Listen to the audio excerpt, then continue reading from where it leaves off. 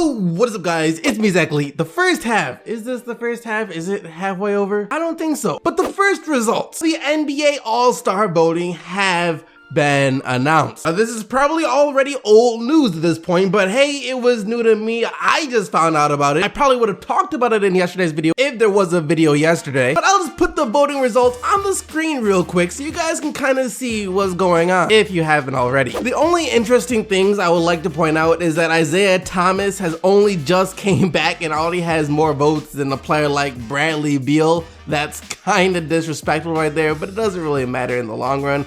Kyle Kuzma has more votes than Lonzo Ball, so I think we know who the favorite rookie in LA is. But other than that, it's just all-star voting. The order of the players is no indicator of how good they are. It's just whoever has the most fans. It's a popularity contest. Although I will say that I think there might be something up here. I don't know if they're really doing this, but I got a feeling the NBA is like blocking some votes for players that they feel shouldn't be getting voted for because there is no Zaza Pachulia and there's also no Spencer Dinwiddie. Zaza has been one of the leading vote getters amongst fans for the past couple of years, and there's been a get Dinwiddie to the All-Star game movement going on, so it is surprising not to see either one of their names on this list. Maybe the NBA really just isn't counting their votes. Anyways, the first real thing that we got to talk about today is kind of related to the All-Star voting list. Giannis Antetokounmpo. Right now it seems like he's going to get the first pick in the draft. He's going to be the captain of one of the all-star teams. Look, he's not only the leading vote getter in the Eastern Conference over LeBron James, but he also has more votes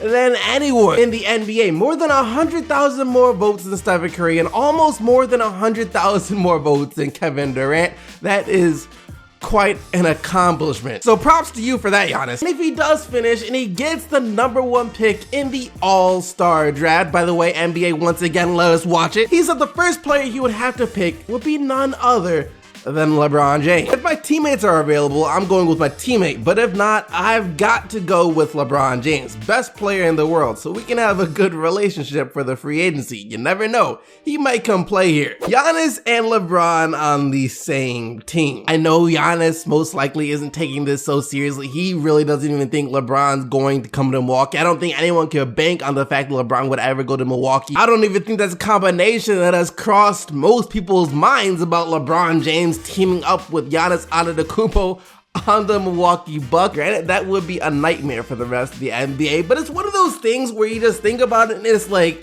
nah. While they might be great together, it's like, nah. LeBron James on the Milwaukee Bucks.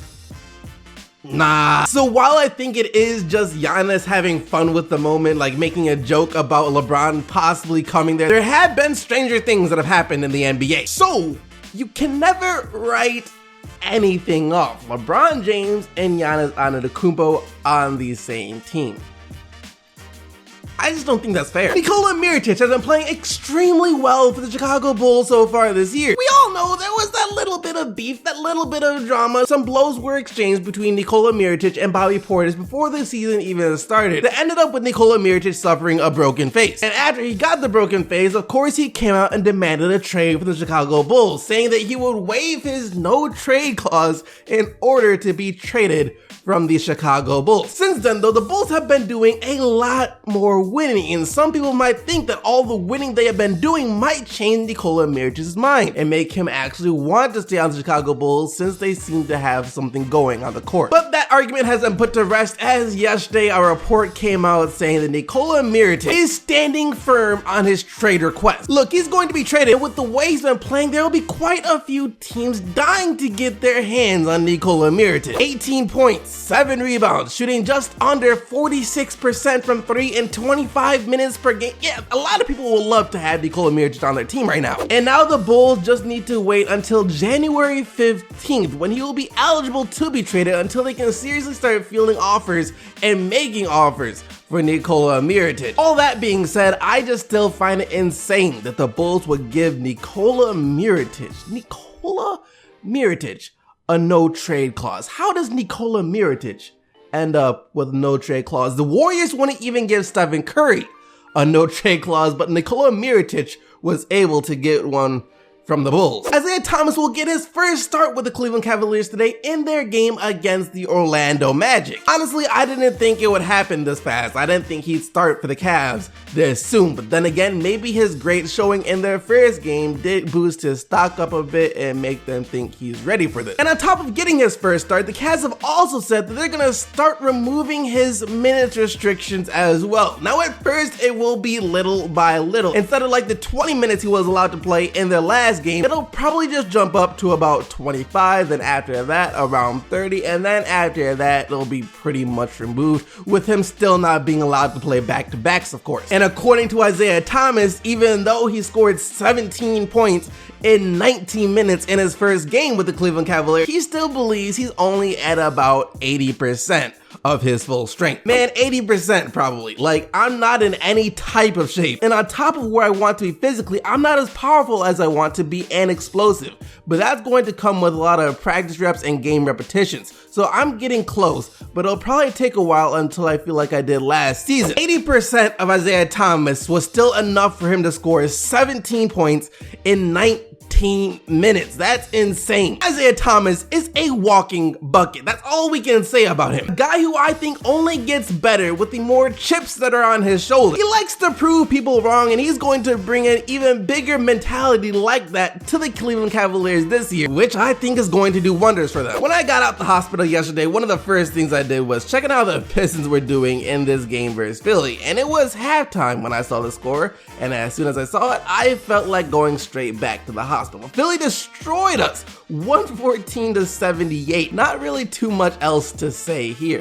Embiid with 23, Simmons with 19 points and 9 assists. And yeah, I'm not sure that game could have possibly gone any worse. Marcus Smart led the Celtics in scoring as they get the win over the Wolves. Marcus Smart led the Celtics in scoring. All right, what is going on here? 18 points for him, 91-84 the final score in this defensive slugfest. Towns, though, did have a 20-20 game with 25 points and 23 rebounds, and yet despite that, the Wolves were still crushed on the glass. They only had 43 rebounds, while the Celtics, on the other hand, had 56. Lonzo Ball returned to the lineup for the Lakers after he missed their last 6 games, so maybe he could give them the spark that they needed to get out of this losing streak that they had been on, and the answer to that is nope. He couldn't, as the Lakers lose once again, 108-94 to the Hornets. The Lakers' 9th straight loss, and they're 12th in their last 13 games. Matter of fact, they are only 3-17 in their last 20 games. Jonas Valanciunas proved to be too much for the Bucks to handle down low last night. He had 20 points and 13 rebounds on 8 of 9 shooting from the field as the Bucks need for a quality big man continues to make itself known. The Unmaker, though, has been playing a lot better these past 3 games, so maybe that is a good sign that this whole experiment with him will work in the future, but for now, they need some help down low. 129-110 the final score. The Heat are starting to win. Got off to another rocky start this year, but most people predicted them to land in the playoffs out east, and it finally seems like that's going to be the case. With the 107-103 overtime win over New York, Miami is now 21-17 on the year, good for 5th in the Eastern Conference. Goran Dragic with 19 points, 6 rebounds, and 6 assists, while Wayne Ellington fired up 16 triple attempts last night alone, made 6 of them, and had 24 points. It took a career night from Chris Dunn in order for the Bulls to snap their 3-game losing streak over the Dallas Mavericks. 127-124 the final score. Dunn, though, scoring a career-high 32 points to go along with 9 assists and 4 steals. I think John Wall is slowly starting to find his groove again. Still wouldn't say he's 100% John Wall again yet, but it looks to be about 85-90% of full John Wall. He and Bradley Beal had to will the Wizards to this win over the Grizzlies, though, as Washington almost blew a 15-point lead they had headed into the 4th quarter. 102-100 the final score. Wall with 25 points, 9 assists, and 4 steals, while Bradley Beal had 34 points and 5 assists of his own. The Spurs beat the Suns. How about that? 103-89. The win that everyone saw coming, even though San Antonio was out LaMarcus Aldridge. Kawhi did Kawhi-like things last night. 21 points, 4 steals, and 3 blocks. Is there anything else I need to say here, or are we good on this one? The dynamic duo of Trey Lyles and Jamal Murray continue to set fire to the NBA out in Denver. Let me chill before people think that I'm roasting them or something, but for real, shout out to the man Trey Lyles. He has been looking really good for Denver off the bench recently. He had 26 points and 7 rebounds last night, and over the past 5 games, he is putting up nearly 20 points and 9 rebounds per game off the bench. 99-91 was the final score, as Jamal Murray also had 26 points. Finally, 6 Blazers score in double figures, led by CJ McCollum in his 20 points, as they get the easy 110-89 win over the Atlanta Hawks, and the question still remains: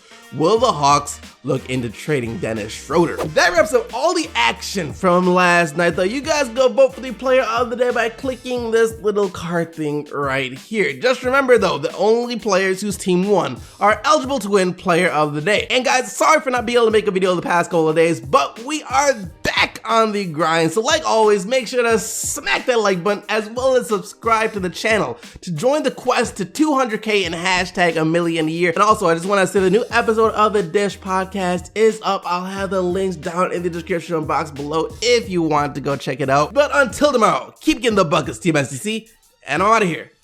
Peace!